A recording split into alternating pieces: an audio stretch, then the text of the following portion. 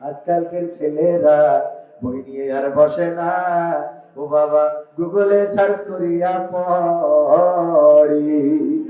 ওরে কালের মেয়েরা কোরআন হাদিস ধরে না, এখনকার মা বোনেরা কোরআন হাদিস পড়ে না, ও আল্লাহ টিকটকে ভিডিও ওরা করে। আজকালকের ছেলেরা বই নিয়ে আর বসে না, গুগলে সার্চ করিয়া পড়ি। আগের সময় প্রেম করিলে আমার মুরব্বীরা বলতো পাইছো কি, এখন বলে সব করিয়া বাবু তুমি খাইছো কি। বলে না বলে না? আগের সময় প্রেম করিলে মুরব্বীরা বলতো পাইছো কি, এখন বলে সব করিয়া বাবু তুমি খাইছো কি। লজ্জা শরম নাই, আইলাম কোন জামানাই, লজ্জা শরম নাই, আইলাম কোন জামানাই, ভবিষ্যৎ দেখি অন্ধকারে। আজকালকের ছেলেরা বই নিয়ে আর বসে না, ও বাবা মোবাইলে সার্চ করিয়া পড়ি। নতুন করে হয়েছে চালু এখন আবার কোন ট্রেন্ড, পরিচয় করাই দেখি এই আমার গার্লফ্রেন্ড। আছে না নাই? নতুন করে হয়েছে চালু এখন আবার কোন ট্রেন্ড, পরিচয় করাই দেখি এই আমার বয়ফ্রেন্ড। মেয়েরা মেয়েরা ওরাও পরিচয় করাই দেয় না, আমার বিয়ে। ও বাবা আছে না নাই? বাবু তুমি খেয়েছ সেনাপতি? না বাবু, পুরো দাঁড়িয়ে গিয়ে দেখো না বাবু। আছে না নাই? নতুন করে হয়েছে চালু এখন আবার কোন ট্রেন্ড, পরিচয় করাই দেখি এই আমার বয়ফ্রেন্ড। শরমের মাথা খাইয়া গেছে ওরা পাগল হইয়া, শরমের মাথা খাইয়া গেছে সব পাগল হইয়া, ভবিষ্যৎ দেখি অন্ধকারে। আজকালকের ছেলেরা বই নিয়ে আর বসে না, ও বাবা গুগলে সার্চ করিয়া পড়ে। ওরে কালের মেয়েরা কোরআন হাদিস ধরে না, এখনকার মা বোনেরা কোরআন হাদিস পড়ে না, ও আল্লাহ টিকটকে ভিডিও ওরা করে। আজকালকের ছেলেরা বই নিয়ে আর বসে না, গুগলে সার্চ করিয়া পড়ি। ঠিক বললাম না ঠিক বললাম? এখন আমাদের ইয়াং জেনারেশন, তাদেরকে যদি জিজ্ঞাসা করেন বাংলাদেশের আয়তন কত, বাংলাদেশে কয়টা জেলা, বাংলাদেশে বিভাগ কয়টা, বাংলাদেশের পতাকার রং কি, বাংলাদেশে সংসদীয় আসনে কয়জন এমপি, মন্ত্রীতে কয়জন এমপিতে দাঁড়ায়, যাই জিজ্ঞাসা করবেন উনি বলবে দাঁড়াও 1 মিনিটের মধ্যে বের করে দিচ্ছি।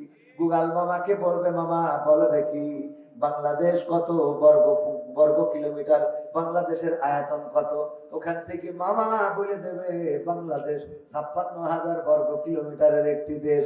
এই কাজগুলো আমাদের ইয়াং জেনারেশন করছে না করছে না? আমরা আল্লাহর শুকরিয়া আদায় করি যে মহান রব এই সময় আমাকে আপনাকে হাসপাতালের বিছানায় রাখতে পারত, ঠিক না বেঠিক? আমাকে আপনাকে চাইলে জেলখানায় রাখতে পারতো, পারতো না? অথবা পলাতক রাখতে পারতো, যদিও বলি পালাবো না, তারপরেও পলাতক রাখতে পারতো না? পারতো না? কিন্তু যে রব আমাদের এসব থেকে মুক্ত করে কোরআনের মাহফিলে জান্নাতের বাগানে আসার বসার তৌফিক দান করেছেন, সেই রবের শুকরিয়া আদায় করে সবাই পড়ছি আলহামদুলিল্লাহ। আল্লাহর শুকরিয়া আদায় করে শেষ করা যাবে? কত নিয়ামত আল্লাহ দিয়েছেন, না চাইতেই কত কি পেয়েছি। আল্লাহ রাব্বুল আলামিন আমাদেরকে মানুষ করে যে পাঠিয়েছেন, তিনি চাইলে আমাদেরকে মানুষ না বানায় শিয়াল কুত্তা বিলাই বানাইতে পারতো না? ওরা তো বলে নাই আল্লাহ আমারে কুত্তা বানাও, বলেছে? আবার আমরাও বলি নাই আল্লাহ আমারে মানুষ বানাও। আল্লাহ পছন্দ করেছেন, একটারে কুত্তা বানাইছে আর আমাদের বানাইছে মানুষ। এটা আল্লাহর পছন্দের। আপনি যদি আজকে কুকুর হইতেন, আমি যদি আজকে কুকুর হইতাম, আমাকে পাবনায় অন্তত এখানে আসা লাগতো না। রাস্তায় চলতে পথে কত যে দেখি শিয়াল কুকুর বাড়ি খেয়ে মরে পড়ে আছে, পাশে কান্নার কোনো লোক আছে নাকি? আপনাদের চোখের সামনে পড়ে না? পড়ে না? রাস্তার পাশে পড়ে আছে, গাড়ি ধাক্কা দিয়েছে, আমার গাড়িতে কত ধাক্কা লাগে। ওদের দেখা যাচ্ছে বাচ্চাদের সংসারে পরিবারে রেখে শিয়াল এসেছিল খাবারের সন্ধানে, বাচ্চাদের সান্ত্বনা দিয়ে আসছে যে আমি যাচ্ছি মাহফিল করে ওখান থেকে আসবো। কিন্তু ফেরার পথে কবির বিন সামাদ হুজুরের গাড়িতে লেগে কেল্লা পথে বাচ্চারা পথ চেয়ে বসে আছে, মা ফিরবে, মা আর ফেরে না। এমন জীবন আমাদের হতে পারত না, কিন্তু আল্লাহ চাননি। আল্লাহ চেয়েছেন মানুষ আশরাফুল মাখলুক বানিয়েছেন। এজন্য শুকরিয়া আদায় করে আবার পড়ছি আলহামদুলিল্লাহ, আজ পর্যন্ত বাঁচিয়ে রেখেছেন। তিনি যদি চাইতেন আমাদেরকে গর্ভপাত করে দিতে পারতেন, গর্ভপাত হয়ে যেতে পারতাম। তিনি যদি চাইতেন ছোটবেলায় আমাদেরকে মেরে ফেলতে পারতেন। কত মানুষ পানিতে ডুবে মারা যায় না? যায় না? কত শিশু পানিতে ডুবে মারা যায়, কত শিশু বিভিন্ন রোগে মারা যায়, কত শিশু কত কারণে মারা যায়। কাউকে অপহরণ করা হয়, অপহরণ করার পরে মেরে ফেলে, এমন আছে না নাই? কত ঘটনা এই জমিনে ঘটছে। আল্লাহ রাব্বুল আলামিন আপনাকে আমাকে এই জাতীয় কোন মুসিবত দেন নাই আজ পর্যন্ত। এখন পর্যন্ত সব মুসিবত থেকে আল্লাহ যে আল্লাহ হেফাজত করেছেন তার শুকরিয়া আদায় করার দরকার আছে না নাই? আবার পড়ছি আলহামদুলিল্লাহ। আল্লাহর শুকরিয়া আদায় করে শেষ করতে পারবো না। আমাদের শরীরে কত নিয়ামত দিয়েছেন, চোখ দিয়েছেন দেখার জন্য, হাত দিয়েছেন ধরার জন্য, আঙ্গুল দিলেন সেটাকে শক্ত করে ধরার জন্য, আবার প্রতিটা জায়গায় বিয়ারিং লাগিয়ে দিয়েছেন। এই বিয়ারিং সেট না করলে ঘুরাইতে পারতাম। এর মধ্যে আবার মোবিল ভরে দিয়েছেন। এখন মোবিল, আপনার মোটর বাইকের মোবিলটা মাসে মাসে চেঞ্জ করা লাগে না? লাগে না? আপনার সেলো মেশিন যদি মাঠে থাকে এইটার মোবিলটা চেঞ্জ করা লাগে, আপনার গাড়ির মোবিলটা চেঞ্জ করা লাগে। কিন্তু আল্লাহ রাব্বুল আলামিন বিয়ারিং দিলেন আর মোবিল দিয়ে দিলেন এর মধ্যে। এই মোবিলটা মৃত্যুর আগ পর্যন্ত আর চেঞ্জ করা লাগলো না। ঠিক না বেঠিক? এই মোবিল যদি কারো নষ্ট হয়ে যায় সেই বোঝে কষ্টটা কি। এই বাংলার জমিনে রক্ত দেওয়ার মানুষ আছে ঠিক, কিন্তু যার রক্ত নষ্ট হয়ে গেছে সেই বুঝেছে কোন সম্পদটা জীবনের মতো হারিয়েছি। যদি কেউ চোখ হারায় বুঝতে পারে কোন সম্পদটা হারালাম।